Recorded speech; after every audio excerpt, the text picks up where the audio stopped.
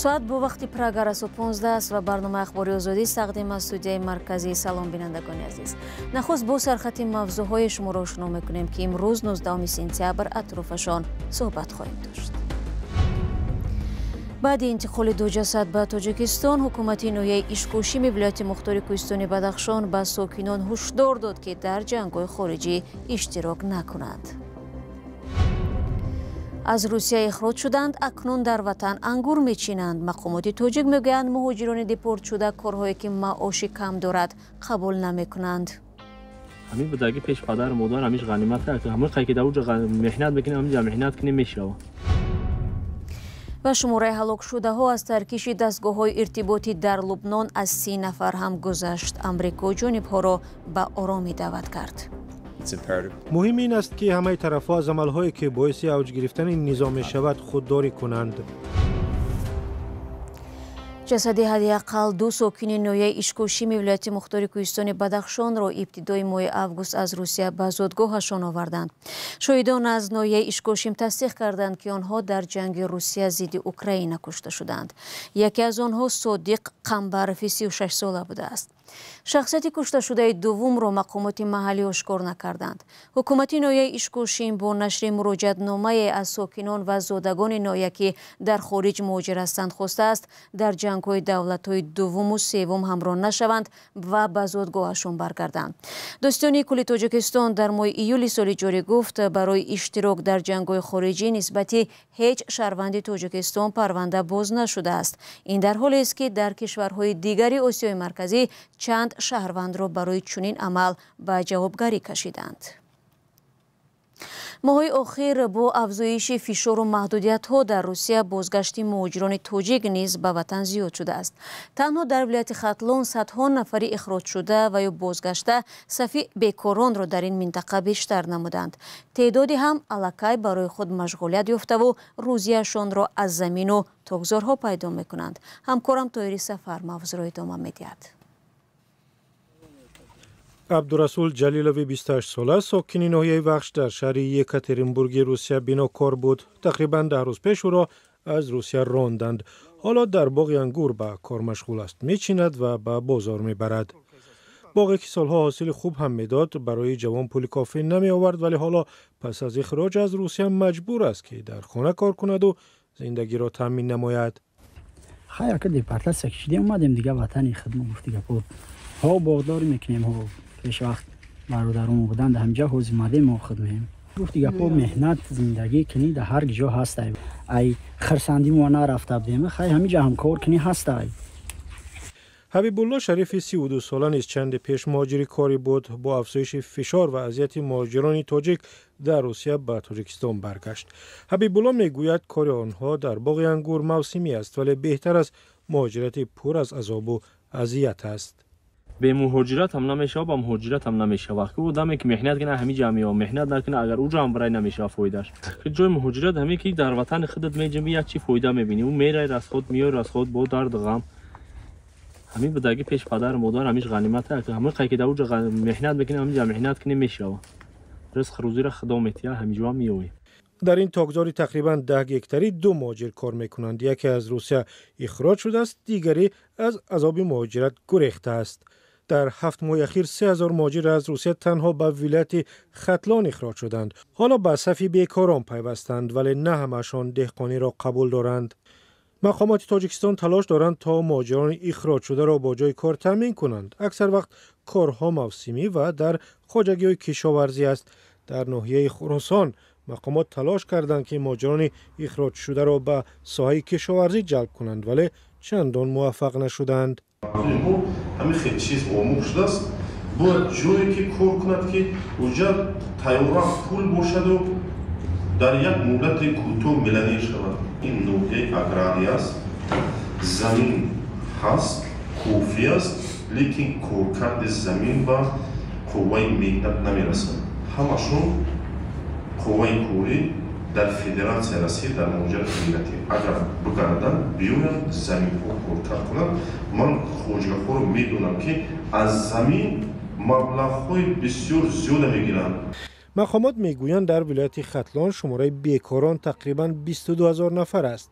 با افزایش بازگشت مهاجران احتمال می رود لشکر بیکاران عظیم‌تر شود. شاید قسمی هم کشاورزی را پیشه کنند، ولی گروه دیگر راه‌های نوی ترک وطن و جای کاری بهتر را خواهند جست. گزارش درباره مهاجران بازگشته به تاجیکستان بود. در همین حال فعلا در زندان‌های روسیه نیز شماره زیادی زادگان تاجیکستان نگهداری می‌شوند. با اطلاع برخی از رسانه‌ها و هم مراجعت به رادیو آزادی، گویا به محبوسان خارجی در زندان‌های روسیه پیشنهاد شده است که به عریضه درخواست ادامه اجرای جزا در وطنشان امضا گذارند. گفته می‌شود این حالت به گروگانگیری در محبس ولگاگراد ربط دارد و روسیه به خاطر پیشگیری از چنین حادثه‌ها این اقدام را اندازی کرده است. با محبوسان گفتند که گویا بین تاجیکستان و روسیه برای انتقال محکوم شده ها صحبت شده است. رادیو آزادی تلاش دارد تا کجا حقیقت داشتن این خبر را معلوم کند و برای شما میرسانیم.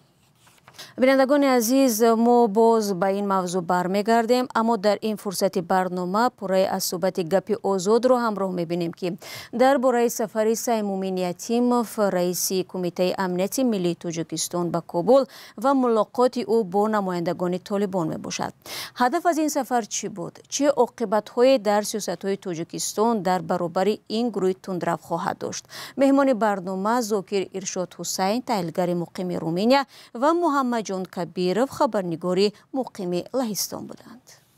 افرادگرایان زاده آسیای مرکزی در افغانستان از جمله تاجیکستان که طالبان را به حمایت از آنها متهم می‌کنند، آیا این امکان وجود دارد که بعد برای انداختن همکاری‌ها طالبان لجام این گروه‌ها را به مثل انصارالله که بعضا تحریک طالبان تاجیکستان هم می‌نامند کشیده و یا به حکومت تاجیکستان تسلیم کنند؟ جناب زاکر ارشاد، نظر شما چی است در رابطه با این مسئله؟ ببین، ممکنه برخی از توقعات یا اهداف امنیتی که دولت تاجیکستان هم را تعقیب میکنه یا یکی از اهدافی که از قبل برقراری رابطه با طالب ممکنه دولت تاجیکستان تعقیب بکنه، این مسئله و این مورد است. چون که مثلا پاکستان هم این معضل نداره، برخی از همسایه‌های افغانستان هم گرفتار این معضل هست. از یک سو طالب، پیروزی طالب یا موفقیت طالب مبنی بر کنترل افغانستان سایر گروه‌های افراطی و رادیکال را در کشورهای همسایه تشویق میکنه و گویا یک نسخه موفق طالب که دیگرها تشویق شود برای که همین مسیر طالب را که در افغانستان طی کرده اونا در کشورهای خاص خودشان تعقیب بکنند. خب مسئله امنیتی و حضور نیروهای جنگجویان خارجی در صفوف طالبان یک امر نو نیست، از کشورهای مختلف هستند، اما بیشترین نیرو به نظر میرسد از تحریک طالبان پاکستان باشند و انصارالله تاجیکستان. در این مسئله یعنی خیلی دکتر گفتن کنترل، یعنی توقعی که از طالب بیاید این نیروهایی که سالها برای قدرتگیری طالب جنگیدن اونها را از بین ببرد یا مثلا حداقل یا تحویل بدهد به کشور تاجیکستان، یک امر ساده هست و چنین توقعی خودش یک توقع بیجا هست با توجه به شناخت طالب، چون اونها حتی در خودشان مقروض و مدیون و قرضدار این گروه ها میدونند و از نظر عقیدتی برای اونها یک فروپاشی خواهد بود که اینها طالب وقتی این کار را انجام بدهد میگه خب اینها که هم پیمان خودشان را تحویل دادن خیانت کردن، پس چگونه میتونن به دیگران خیانت نکنن؟ دوستان عزیز، برنامه گپی آزاد روز شنبه ساعت 14 به وقت دوشنبه و ساعت 12 به وقت مسکو در وبسایت رادیو آزادی، همین کانال آزادی ویدیو در یوتیوب و صفحه های ما در فیسبوک و اینستاگرام نشر می شود. من برنامه اخباری آزادی را ادامه میدهم. یک خانواده در ولایت ختلان میگوید گزارشی رادیو آزادی برای بازداشت فردی که آنها را فریب داده بود مساعدت کرده است. حرف سر دو جوان نابینا می رود که چند سال این جانب مردی را میجستند که ماشین را از آنها خریده ولی پولشان را نداد. مقامات حفظی حقوق او را در شمال تاجیکستان دستگیر کردند. جزئیات در گزارشی محمود جان رحمتزاده. پلیس شهر خوجند امید کمالوف ساکن 39 ساله ناحیه واسه را بعد از 3 سال جستجو بازداشت کرد. قضیه از آن آغاز یافت که 3 سال پیش امید کمالوف ماشین برادران نابینای خانواده کنجیف را خریده ولی 56,000 سومانی آن را نپرداخت. پس از شکایت این خانواده کمالوف تحت پیگرد قرار گرفت. رادیوی آزادی 2 مرتبه درباره فریب خوردن ساکنان نابینای ناحیه همدانی گزارش داده بود. بازداشت امید کمالوف را رئیست وزارت کارهای داخلی ولایت سوخت در یک گزارش ویدیویی تصدیق کرد. خانواده کنجایف‌ها از بازداشت امید کمالوف خبر یافتند. میر کنجایف پدر خورشید و ولیجان گفت که شبانه او را از خوجند به همدان انتقال داده‌اند. او گفت که هنگام انتقال امید تحت نظارت کارمندان پلیس قرار داشت. با گفته کنجایف از امروز سرکرده پرسش و تفتیش آغاز می‌گردد. در امروز صبح محکمش کردم، خبر کردن که در فلان جای رفتن برداشتن آورده میشد. در خلاصه که دین شب ساعت 8 شب آورده محکمش کردم. خانواده کنجایف در این 3 سال به تمامی ساختارها نامه نوشته‌اند تا که کمالوف را پیدا و مبلغشان را برگردانند. آنها گفتند که گزارش رادیوی آزادی در بازداشت کمالوف کمک کرده است. حالا این خانواده میگوید کمی خوشحالند، اما تا زمانی که پول و حق به حقدار نرسد آنها از دعوایشان دست نخواهند کشید. با گفته آنها 3 سال اخیر در پی جستجوی امید کمالوف و مراجعت به مقامات گذشت. و روز سه‌شنبه افسران پلیس منطقه سموت پراکن تایلند شاهد صحنه دهشتناک زنی 64 ساله در آغوش مار شدند. عملیات نجاتی زن 2 ساعت دوام کرد. زن میگوید هنگام شستن طبق و پیاله مار او را از پایش گزیده سپس به اصطلاح سیمخور پیچ کرده است. پیتون که از بزرگترین مارهای روی عالم به شمار می رود سایدش را پیچانیده کاملا فلج می کند. به قول خبرنگار ریترز همسایه ها صدای آه و ناله زن را شنیده پلیس را دعوت کردند. افسران میگویند وقتی آنها به خانه زن وارد میشوند تن زن از فشار مار کبود شده بود ولی او هنوز هم با صدای بلند کمک میخواست. حالا زن به شفاخانه انتقال یافته است. سال 2023 در تایلند 26 نفر بعد از حمله و گزیدن مار به هلاکت رسیدند. و دونالد ترامپ رئیس جمهوری پیشین آمریکا که دیگر باره برای دریافت این مقام وارد رقابت شده است از احتمال ملاقاتش با پرزیدنت اوکراین ولادیمیر زلنسکی خبر داد. انتظار می رود زلنسکی هفته آینده برای سخنرانی در مجمع عمومی سازمان ملل به ایالات متحده برود. ترامپ روز چهارشنبه جزئیات نداد که در گفتگو با زلنسکی کدام مسئله ها را بررسی خواهد کرد. وی پیشتر یاری‌های کشورش را به کیف تنقید کرده بود. بعضی از رهبران جهان که در ماه‌های اخیر برای نشست و ملاقات با پرزیدنت جو بایدن به آمریکا رفته بودند با دونالد ترامپ نیز گپ زدند. ولادیمیر زلنسکی شومی 18 سپتامبر گفت اوکراین نقشه خود را برای ختم جنگ با روسیه پورا آماده کرده است و مهمتر از همه حالا تصمیم دارد آن را عملی کند. وی در پیام این نقشه را موفق و امنیتی درازمدت را در تمام اروپا ضرور دانسته است. دوستان عزیز با همین خبر می رویم به پایان برنامه امروز چون 15 دقیقه که در اختیار داشتیم به پایان رسید. تشکر که تا این ثانیه ها ما را تماشا کردید.